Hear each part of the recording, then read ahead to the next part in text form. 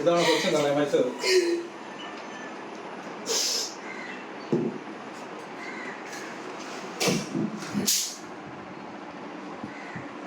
ഇന്നലെ 22 വയസ്സ് തികഞ്ഞു. ഇന്നലെ 22 വയസ്സ് തികഞ്ഞു. നോക്കോ ജനുവരി 22 വയസ്സ് തികഞ്ഞു. ഒടുവിൽ അവർ ആ കൊലയാളിയെ നിയമത്തിന് മുന്നിൽ കൊണ്ടുവന്നു. ഒരു അച്ഛൻ്റെയും അമ്മയുടെയും അതിശക്തമായ പോരാട്ടമായിരുന്നു. അന്ന് ഞങ്ങൾ ഈ വീട്ടിൽ വരുമ്പോൾ നിറകണ്ണുകളോടെ നിൽക്കുന്ന ഒരമ്മയെ കണ്ടെങ്കിൽ ഇപ്പോഴും അതിനൊരു മാറ്റവുമില്ല. ദാ ഇവിടെ സ്വന്തം മകളുടെ ഫോട്ടോയും പിടിച്ച്, പേരക്കിടാവിൻ്റെ ഫോട്ടോയും പിടിച്ച് കരഞ്ഞുകൊണ്ട് നിൽക്കുന്ന ഒരു അമ്മയാണ് ഞങ്ങൾക്ക് ഇവിടെ കാണാൻ കഴിഞ്ഞത്. ഇന്നലെ എത്ര വയസ്സായിരുന്നു ചേച്ചി? ഇന്നലെ 22 വയസ്സ് തികഞ്ഞു. മോക്ക് 22 ജനുവരി 30 22 വയസ്സ് തികഞ്ഞു. ശരിക്കും ഇപ്പോ ഈ കൊലയാളിയെ നിയമത്തിന് മുന്നിൽ കൊണ്ടുവന്നതിൽ സന്തോഷമുണ്ടോ? സന്തോഷമുണ്ട്. എന്റെ പിള്ള പോയല്ലോ എന്നാണ്. രണ്ടുപേരും പോയില്ലേ, എന്നെ ഈ ഒരു കസേര ഇരുത്തിയില്ലേ. അവള് ജീവിക്കാൻ പോയതല്ലേ, അവള് ജീവിച്ച് കാണിച്ചു തരും അമ്മ എന്ന് പറഞ്ഞ്. അവളിങ്ങനെ വരുമെന്ന് ഞാൻ ഒരിക്കലും ചിന്തിച്ചില്ല. ലോകം പിടിച്ചടക്കിയ ഒരു ഇതായിരുന്നു. എന്റെ ചെറുകുട്ടിയും കൂടെ കണ്ടപ്പോ ഇത്രയും മാത്രം ദുഷ്ടത്തിനെ കാണിക്കാൻ ഞാൻ അറിഞ്ഞില്ല.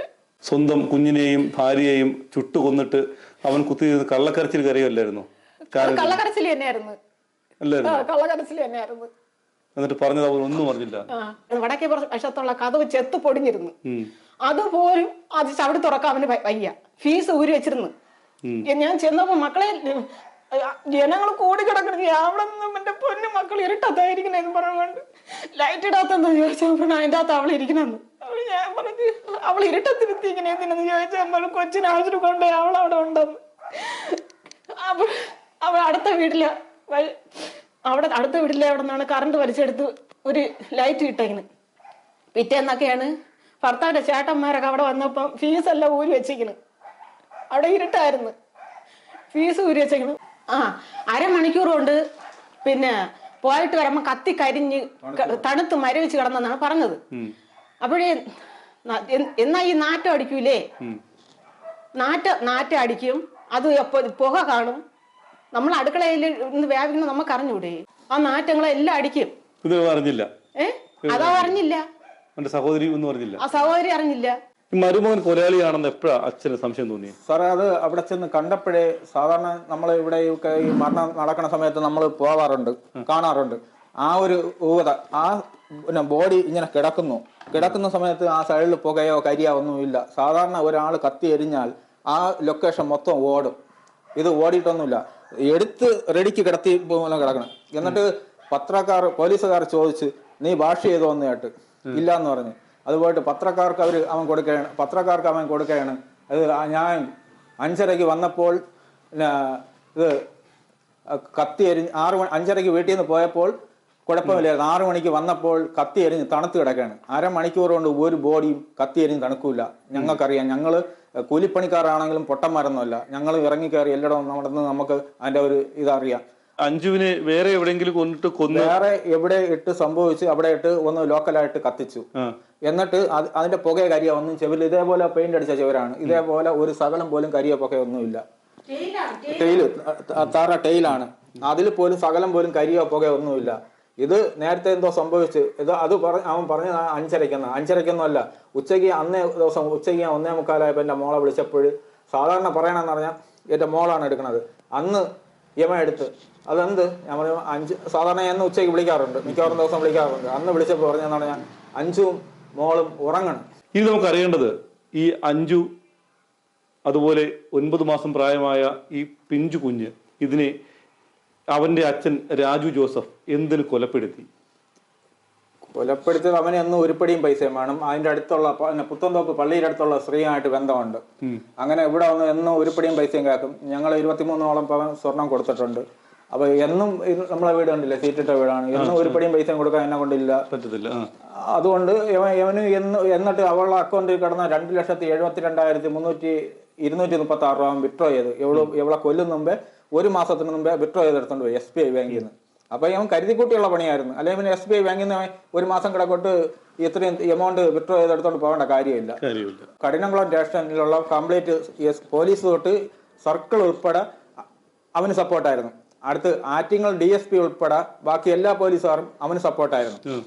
അത് കഴിഞ്ഞ് നമ്മൾ ബാക്കിയുള്ള റൂറൽ SP അങ്ങനെയുള്ള മേൽ ഉദ്യോഗസ്ഥന്മാർക്ക് എല്ലാവർക്കും കൊടുത്തിട്ട് നമുക്കൊരു നീതി ലഭിച്ചില്ല.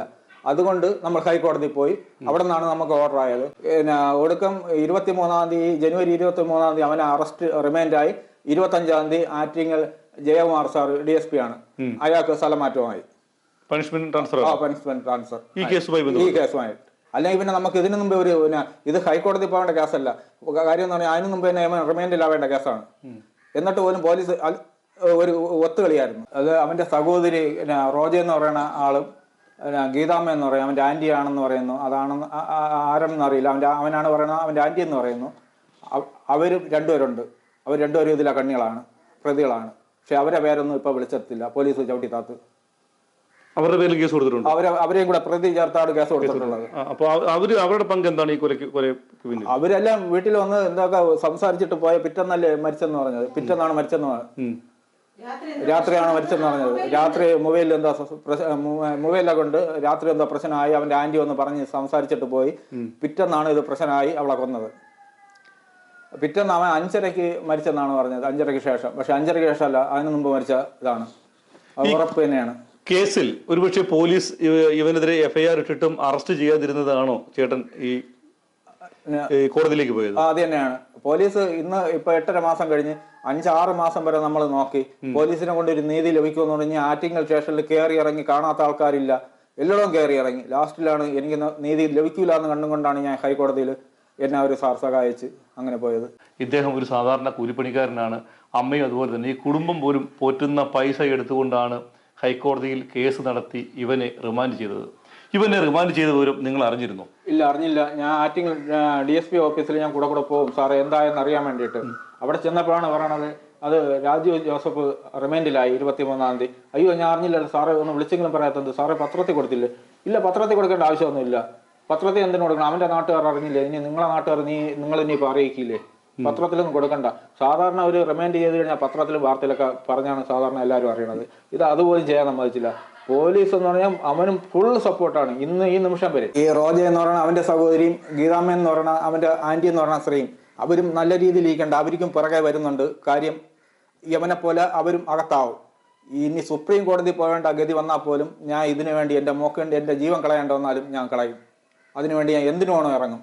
എൻ്റെ മോളെ കൊന്നവനെ നിയമത്തിൻ്റെ മുമ്പിൽ കൊണ്ടുവരണം. അത് പോലീസുകാർ അതിന് എതിരാണ്. പക്ഷേ ഞാൻ ഏത് രീതി കൂടെ ആയാലും വലിയ ഹൈക്കോടതി അല്ല സുപ്രീം കോടതി എവിടെ പോയാലും ഞാൻ അത് വെളിച്ചത്ത് കൊണ്ടുവരും. ചിലപ്പോഴൊക്കെ ഈ കുളുക്കും എന്ന് പറയുമല്ലോ, വെട്ടിത്തരങ്ങൾ വാതോരാതെ വിളമ്പുമ്പോൾ അറിയാതെ വന്നുപോയ ചില മൊഴിയിലുണ്ടായ കുഴപ്പങ്ങളാണ് ഇവൻ ഒടുവിൽ കുടുങ്ങാൻ ഇടയായത്. ഒരു കൂലിപ്പണിക്കാരനായ ഒരു അച്ഛനും അമ്മയും നടത്തിയ ഒരു പോരാട്ടം സ്വന്തം മകളെയും അതുപോലെ ആ മകളുടെ കുഞ്ഞിനെയും മരുമകൻ ചുട്ടുകൊന്നതിന് പോലീസിന്റെ സഹായമുണ്ടായിട്ട് പോലും അവനെ ജയിലറയ്ക്കുള്ളിൽ അടയ്ക്കാൻ അവർ നടത്തിയ ധീരമായ പോരാട്ടത്തിന് ഫലം കണ്ടിരിക്കുന്നു.